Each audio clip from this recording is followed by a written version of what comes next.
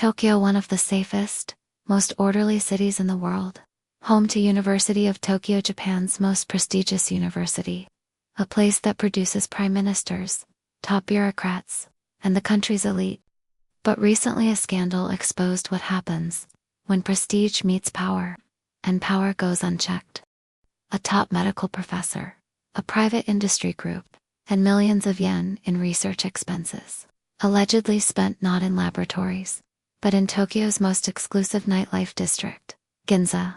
At the center of the case, a senior professor from the University of Tokyo's medical faculty, a globally recognized expert in dermatology. According to Japanese media reports, he was involved in a research collaboration with a private sector group, the Japan Cosmetics Association.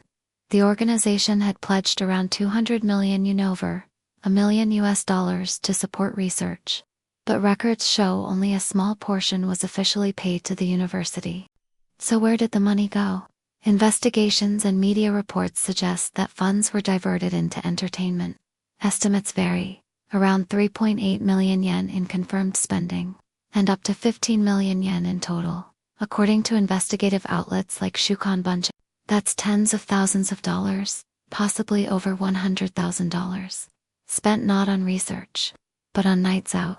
The spending included luxury dinners, high-end hostess clubs, premium alcohol, champagne, rare whiskey, and in some reports even visits to Japan's legal adult entertainment venues. Single nights could cost 400,000 to 800,000 yen or more, repeated over months. To understand this, you need to understand Ginza. By day, it's luxury shopping. By night, it becomes the center of Japan's high-end hostess culture. These clubs aren't illegal, they aren't hidden. They are part of how relationships are built in business and politics. You don't just drink, you build trust, loyalty, access. What made this scandal explode was who spoke out. Individuals from the nightlife side appeared publicly, some with real names and faces, describing how elite clients were entertained. Not chaos, not secrecy, but a structured system of repeated visits and personal attention. According to investigative reports, the professor wasn't just a passive participant, he was demanding. Entertainment sessions reportedly arranged twice a month, specific venues requested, specific hostesses preferred. Everything planned in advance, often coordinated through intermediaries. Because in Ginza, top clients don't wait. They are prepared for. So why does this happen?